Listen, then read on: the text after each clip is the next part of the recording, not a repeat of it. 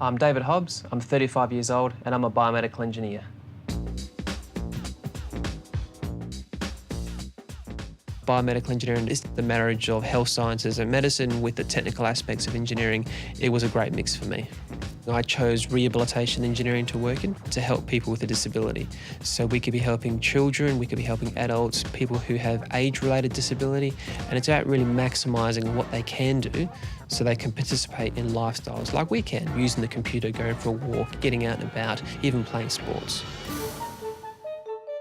I've also been involved with using virtual reality technology to help someone play music, for example. So using a simple webcam, we can actually place coloured objects on a screen, and then because children with a disability can't hold a trumpet or sit in front of a piano or even a drumstick to play the drums, we can actually maximise what they can do, say a blink of an eye, a nod of a head or a wiggle of a shoulder, and they can actually play music, which is just so empowering for them to be able to do that when they can't do other things.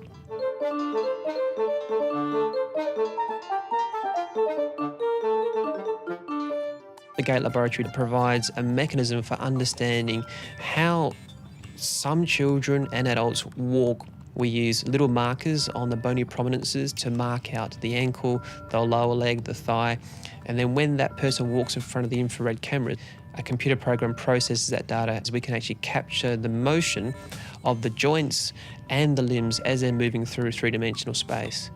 The aim is to get an understanding of how the muscles are coordinated and how they're working or not working. We can understand how much a certain muscle deviates from the norm, and then that will lead to clinical decision making, whether the child or the adult needs to have orthotics or investigating how a prosthetic is actually working and whether the prosthetic is actually generating the right moments or the right outcomes that you want for that particular client.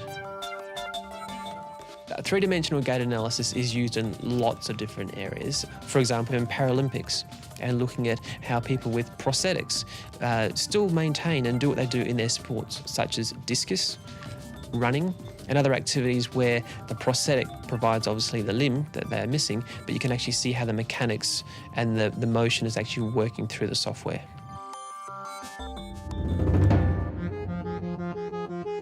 Wheelchairs, like cars, have to satisfy certain testing requirements for compliance, and we run a testing facility where we'll put that chair through the testing, which involves putting it on a drop testing machine and making sure that the structure is sound, and that when it goes out into the public arena and when someone uses it, it's not going to fail on them in the first week or the first month, but it's going to be durable, it's going to last. When I was at high school, I didn't really know what I wanted to do. I knew I liked maths and physics.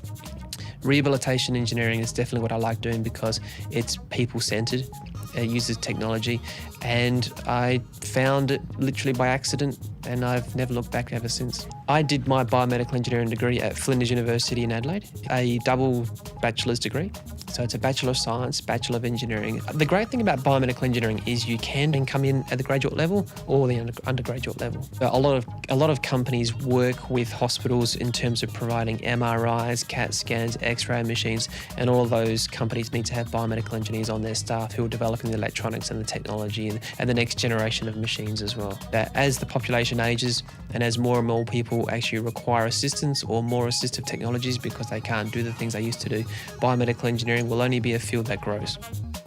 Best bit, I think, is really trying to come up with new ways of helping people using technology or equipment.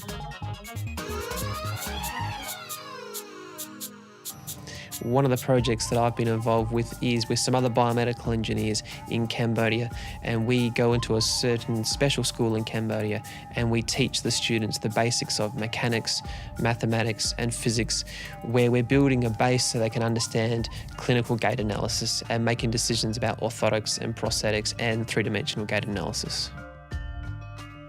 It's definitely a buzz. I like what I'm doing so much that in 10 years' time I'll still be working in rehabilitation engineering.